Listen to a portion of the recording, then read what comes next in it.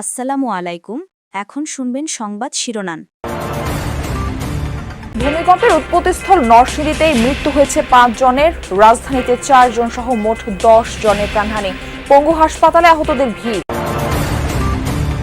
শোকে স্তব্ধ পুরান ঢাকার কসাইটুলি, মাংস কিনতে গিয়ে লাশ হয়ে ফিরলেন বাবা ছেলে। একই জায়গায় নিহত মেডিকেল শিক্ষার্থী রাফি, আহত মা হাসপাতাল।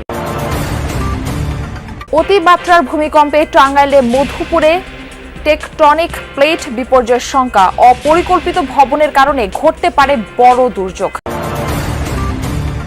নির্বাচনে সশস্ত্র বাহিনীকে গুরুত্বপূর্ণ ভূমিকা রাখার আহ্বান প্রধান উপদেষ্টার। সেনাকুঞ্জের সংবর্ধনায় খালেদা জিয়ার সাথে একান্ত বৈঠক। ত্রয়োদশ না চতুর্দশ নির্বাচনে ফিরবে তত্ত্বাবধায়ক সরকার, তা নিয়ে আইনজীবীদের মধ্যে মতভেদ। সংসদের ২/৩ সংখ্যাগরিষ্ঠতায় পাল্টে যেতে পারে অনেক কিছু। ভোটের আগে বাড়ছে না বিনিয়োগ, স্বস্তির পরিবেশ নেই বলছেন ব্যবসায়ীরা। রাজনৈতিক সরকার না এলে উন্নতি হবে না পরিস্থিতির, মত বিশ্লেষকদের। আসসালামু আলাইকুম। এতক্ষণ দেখছিলেন সংবাদ শিরোনাম, এখন দেখবেন বিস্তারিত। ভূমিকম্পে রাজধানী ও এর আশেপাশের এলাকা থেকে আহতদের লম্বা সারি ঢাকার পঙ্গু হাসপাতালে। কারো ভেঙেছে হাত পা, কারো মেরুদণ্ডের হাড়। চিকিৎসকরা বলছেন আতঙ্কে দৌড়ে নামতে গিয়ে আঘাত পাওয়ার ঘটনাই সবচেয়ে বেশি। শুক্রবার সন্ধ্যা নাগাদ শতাধিক রোগী হাসপাতালটিতে চিকিৎসা নিয়েছেন, যাদের মধ্যে গুরুতর আহত ৮ জনকে ভর্তি করা হয়েছে। বাকিরা প্রাথমিক চিকিৎসা নিয়েই ফিরেছেন। এদিনের ভূমিকম্পে এখন পর্যন্ত ১০ জনের মৃত্যু হয়েছে। মাঝারি মাত্রার ভূমিকম্প অনুভূত হওয়ার পরপরই দ্রুত সিঁড়ি বেয়ে নামতে গিয়ে আহত হয়েছেন অনেকে। কেউ ভারী বস্তুর চাপায়, আবার কেউ আতঙ্কে বহুতল ভবন থেকে ঝাঁপিয়ে পড়ে আহত হন। ভূমিকম্পের পর থেকেই রাজধানীর পঙ্গু হাসপাতালে বাড়তে থাকে আহতদের সংখ্যা। রাজধানী ও আশপাশের জেলা থেকে এই হাসপাতালে আগত আহত রোগীদের চোখে মুখে তখনও আতঙ্কের ছাপ।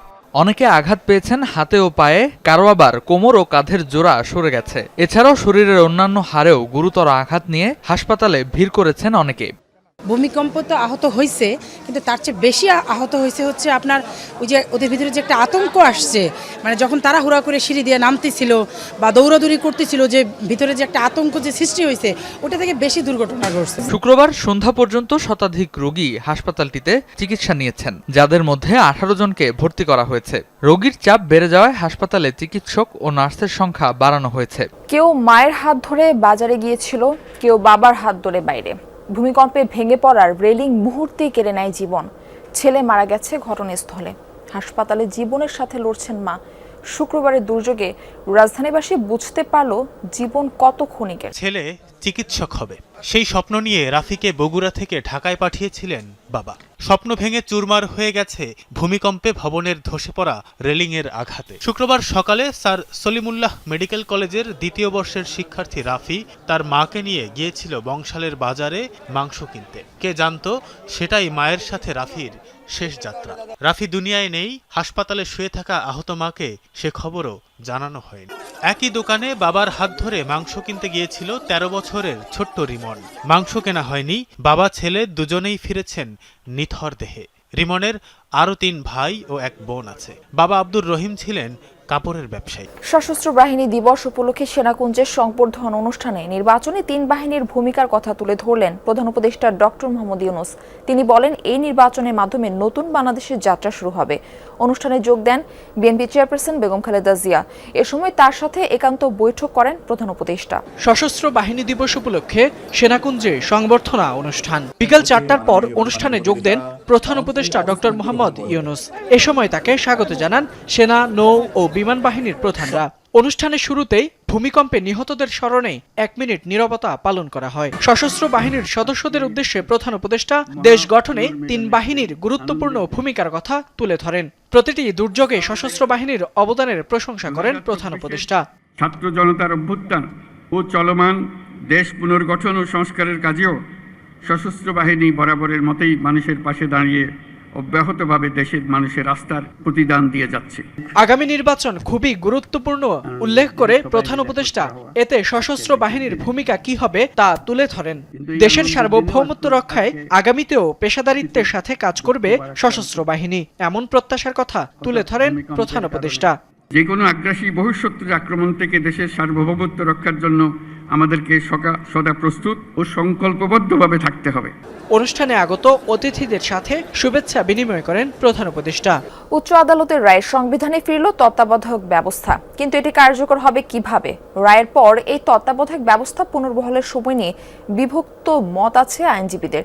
কেউ বলছেন রায়ের পর থেকে এটি কার্যকর, কেউ বলছেন এই ব্যবস্থা কার্যকর হবে চতুর্দশ সংসদ নির্বাচন থেকে।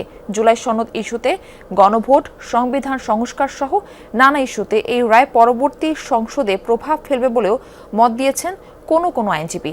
তবে সংসদের 2/3 সংখ্যাগরিষ্ঠতা ওলট পালট করে দিতে পারে অনেক কিছুই, বলছেন আইনজীবীরা। সংসদীয় গণতন্ত্রে ফেরার পর সরকার পরিবর্তনের পদ্ধতি হিসেবে সংবিধানে অন্তর্ভুক্ত হয় নির্দলীয় তত্ত্বাবধায়ক ব্যবস্থা। 3 নির্বাচন অনুষ্ঠানের পর আবারও আইনি পন্থায় বাতিল হয় এই পদ্ধতি।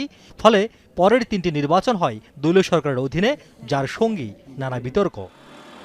বাতিল হওয়ার প্রায় 2 যুগ পর আদালতের রায়ে সংবিধানে পুনর্বহাল হলো তত্ত্বাবধায়ক সরকার ব্যবস্থা। প্রশ্ন হচ্ছে এর বাস্তবায়ন কিভাবে এবং কবে থেকে? অ্যাপ্লিকেশন তো এই কথা বলেননি যে এটা কোন সংসদ নির্বাচনের জন্য এটা কার্যকরী হবেন। বলেছেন ইমিডিয়েট প্রসপেক্টিভলি এটাকে অপারেশন দেওয়া হবে। প্রসপেক্টিভলি অপারেশন মানে হচ্ছে আজকের থেকে। সুতরাং অ্যাপিলেট ডিভিশন এই কথা বলেননি যে আগামী সংসদ নির্বাচন যেটাতে হবে সেটাতে এই বিধান কার্যকরী হবে না, এই কথা তো বলেননি। নির্বাচনকে ঘিরে চারদিকে অনিশ্চিত পরিবেশ। থমথমে অবস্থায় কাঙ্ক্ষিত মাত্রায় বাড়ছে না বিনিয়োগ, কমেছে মূলধনী যন্ত্রপাতি আমদানি। যদিও সরকারের দাবি অভ্যুত্থান পরবর্তী যে কোনো দেশের চেয়ে বাংলাদেশের বিনিয়োগ পরিস্থিতি সন্তোষজনক। ব্যবসায়ীরা বলছেন অবকাঠামোগত সংকট এখনো কাটেনি, নিশ্চিত হয়নি স্বস্তির পরিবেশ। বিশ্লেষকরা বলছেন রাজনৈতিক সরকার না এলে বিনিয়োগ কর্মসংস্থান বৃদ্ধির সুযোগ নেই। শিল্প উৎপাদনে নেই চাঙ্গা ভাব, বলা যায় প্রায় 2 বছর ধরেই থমকে আছে উৎপাদন।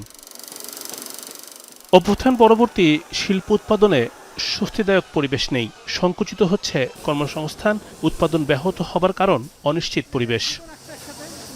মূলধনী যন্ত্রাংশ আমদানির চিত্রই জানান দিচ্ছে কতটুকু বেড়েছে নতুন শিল্প স্থাপন। চলতি অর্থ বছরের জুলাই সেপ্টেম্বর প্রান্তিকে আগের বছরের একই সময়ের তুলনায় কমেছে এলসি নিষ্পত্তি, অর্থাৎ শিল্প উৎপাদনের জন্য যন্ত্রাংশ আমদানি হলেও তার শতভাগ ছাড় হয়নি। বলা হচ্ছে অবকাঠামোগত সংকট আছে, তৈরি হয়নি স্বস্তির পরিবেশ।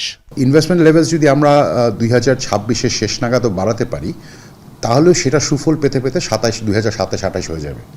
সো এই দিক থেকে আমরা যেটা আশঙ্কা করছি যে আগামী 1.5-2-3 বছর যদি আমাদের গ্রোথ রেট যদি লো থাকে, তাহলে কিন্তু আমাদের বড় ধরনের অন্য আরেকটা চাপ সৃষ্টি হবে। 3-4% গ্রোথ এমপ্লয়মেন্টে যদি আমাদের ইকোনমিক গ্রোথ যদি 3-4% লেভেলে থেকে যায়, তখন কিন্তু আসলে এই এমপ্লয়মেন্ট গ্রোথটা হবে না। চলতি অর্থ বছরের মোট দেশজ উৎপাদন বা জিডিপি প্রক্ষেপণ করেছে আইএমএফ, বিশ্বব্যাংক, এডিবি সহ একাধিক সংস্থা। ধারণা বছর শেষে প্রবৃদ্ধি দাঁড়াতে পারে 4 থেকে 4.8% পর্যন্ত, যা আগের অর্থ বছরের চেয়ে কিছুটা বেশি। কিন্তু নির্বাচন যতই ঘনিয়ে আসছে ততই বাড়ছে অস্থিরতা। এমন অবস্থায়